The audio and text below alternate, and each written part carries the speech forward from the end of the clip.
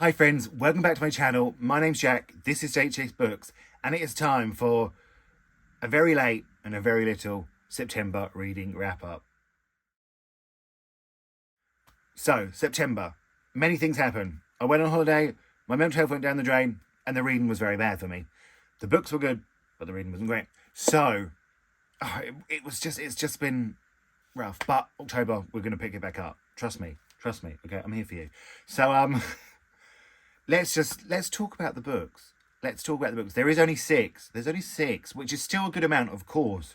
If you read one book a month, that is good. But as somebody who doesn't have a life and doesn't really do anything, like, what was I doing?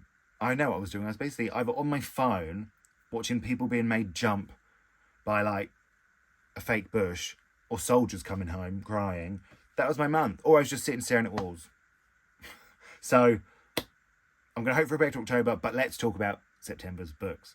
First up, I read When God Was a Rabbit by Sarah Winman. Now, this is a book you all voted for. I read it on my Disney cruise. So if you want to watch the vlog, I will link that down below, where you can find everything you would like to know about me. Well, not everything, but, you know, my other socials, wishlist. So I gave this one 4 stars. I really, really liked it. I adore Sarah Winman's writing. And in this, we follow Ellie and her family. And it's just sort of Ellie's life, really, and about the connections she has with people and her friendships and her long-lasting friendship with a girl called Jenny. And it's just about life. I know that sounds a bit contrite, but it really is. And I adore Sarah Winman's writing. I've loved every book I've read by her. I think I have one more left to read by her as well, so that's always exciting. And I just love the connections she writes between people. I think she just captures that human connection so well. There's a lot of foreshadowing in this book. I know some people didn't like that, but I really enjoyed it. It kept me intrigued and interested. Like, there's a whole reading vlog on it, so just, if you want to see my full thoughts, watch that. But I could have cried through that. There's a lot. I don't want to cry on my Disney cruise, but she just captures it. So women, she's that girl. She just is. Then I read When You Call My Name by Tucker Shaw. Now, this is about Ben and Adam, who are living in New York in the 1990s, sort of towards the very height of the AIDS epidemic. And it's about them coming to terms with their queer life in the, you know, surrounded by this epidemic. And oh, it was so good. It was so heartfelt. It made me cry. I just think it was young adult, but it had a really strong message. It was beautifully written.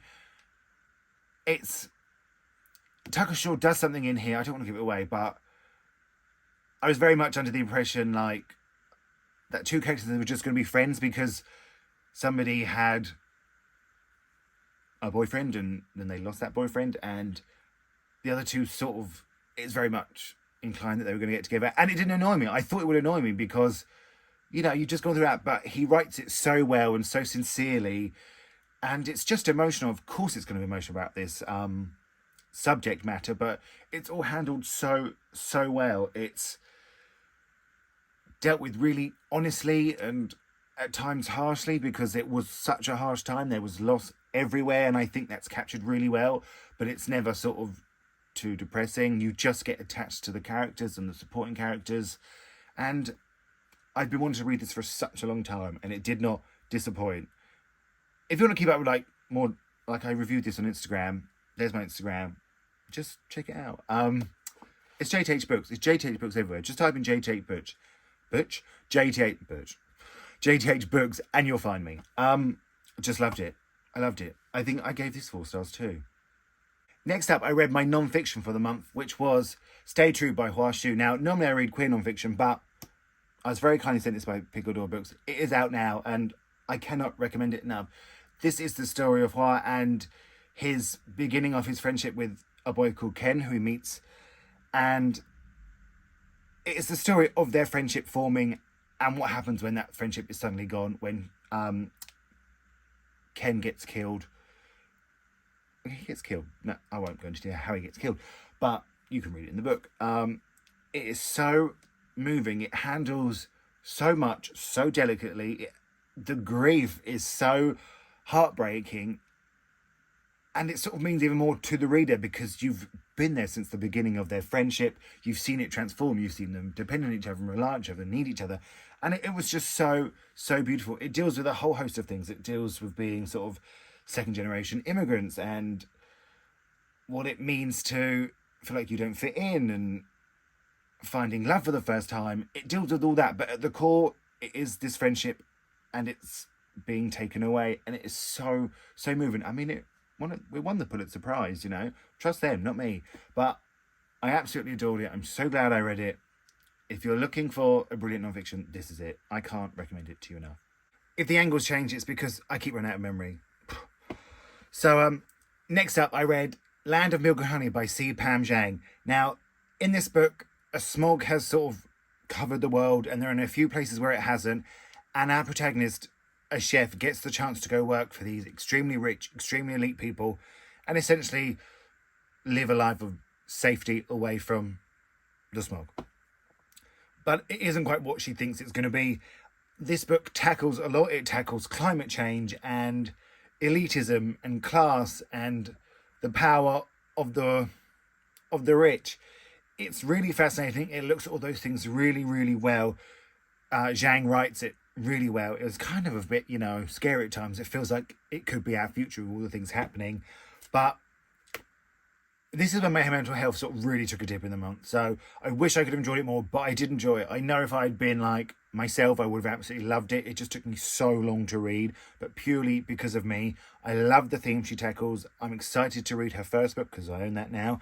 And it was just brilliant. I liked how it looked at safety versus desire and pleasure versus what you actually really want. It was a really interesting look at all those things, and I really enjoyed the ending. I didn't see it coming. The whole book went much further than I thought it was going to, but I did enjoy it. I just wish I had felt a bit better. But this was sent me by the publisher. Thank you so much. It is out now, and I really would recommend this one to you. Now, these last two, there is a reading vlog for them. I'll link it down below, but I read Family Meal by Brian Washington, one of my highly anticipated releases of the year, and it did not disappoint. I loved it. It's 5 stars. In this, we follow Cam,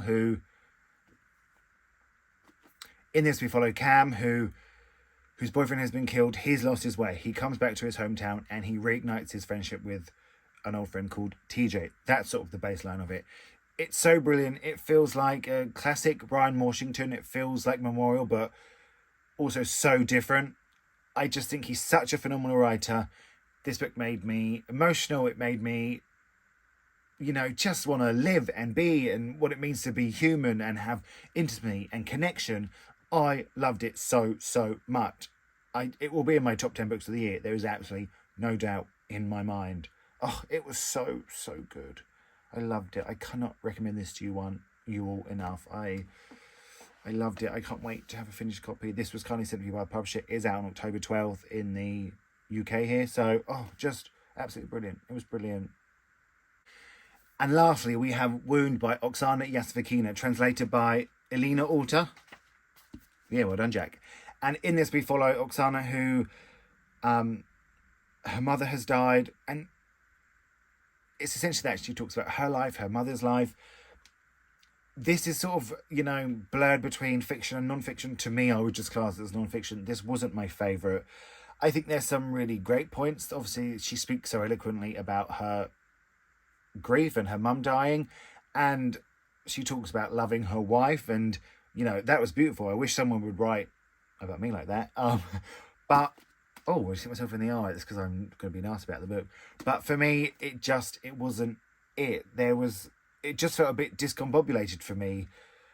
There were sort of essays that she's written and poems from other people. It was all it just felt very dense, and it wasn't for me. I think I gave it like a 2 stars, this one. I would read if she wrote sort of a purely fiction book. I would love to see her write that. Maybe she has. I will have to look it up. But I think I would read that, but this one, it wasn't for me. So that was it. That was my reading month. It wasn't the best, only 6 books, but again, it's better than none, isn't it? Because reading is what I love to do. So let me know if you've read any of these. If you're going to read any of these, let me know what your favourite book of the month was or your least favourite book. just have a chat to me. You know how much I love that. Thank you all so much for watching. Feel free to like and subscribe. I would really appreciate it. It really helps, and commenting and all that really helps. Apparently, that's what I've heard. I don't know. And I'm going to speak to you all really, really soon.